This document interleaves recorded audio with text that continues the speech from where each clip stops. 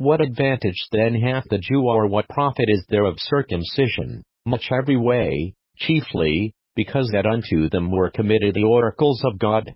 For what if some did not believe? Shall their unbelief make the faith of God without effect? God forbid. Yea, let God be true, but every man a liar, as it is written, that thou mightest be justified in thy sayings, and mightest overcome when thou art judged. But if our unrighteousness commend the righteousness of God, what shall we say? Is God unrighteous who taketh vengeance?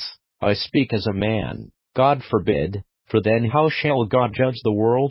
For if the truth of God hath more abounded through my lie unto his glory, why yet am I also judged as a sinner? And not rather, as we be slanderously reported, and as some affirm that we say, let us do evil, that good may come, whose damnation is just. What then, are we better than they? No, in no wise, for we have before proved, both Jews and Gentiles, that they are all under sin. As it is written, there is none righteous, no, not one. There is none that understandeth, there is none that seeketh after God. They are all gone out of the way, they are together become unprofitable. There is none that doeth good, no, not one. Their throat is an open sepulchre, with their tongues they have used deceit. The poison of asps is under their lips, whose mouth is full of cursing and bitterness.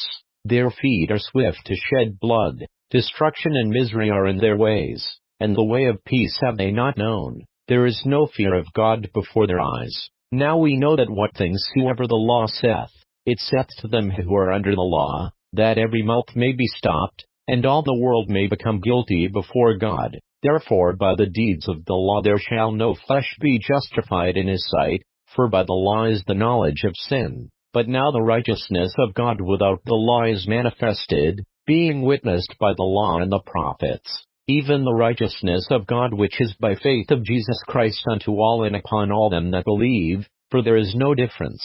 For all have sinned, and come short of the glory of God, being justified freely by his grace through the redemption that is in Christ Jesus, whom God hath set forth to be a propitiation through faith in his blood, to declare his righteousness for the remission of sins that are past, through the forbearance of God, to declare, I say, at this time his righteousness, that he might be just, and the justifier of him which believeth in Jesus. Where is boasting then? It is excluded. By what law of works? Nay, but by the law of faith. Therefore we conclude that a man is justified by faith without the deeds of the law. Is he the God of the Jews only? Is he not also of the Gentiles? Yes, of the Gentiles also, seeing it is one God, which shall justify the circumcision by faith, and uncircumcision through faith. Do we then make void the law through faith? God forbid. Yea, we establish the law,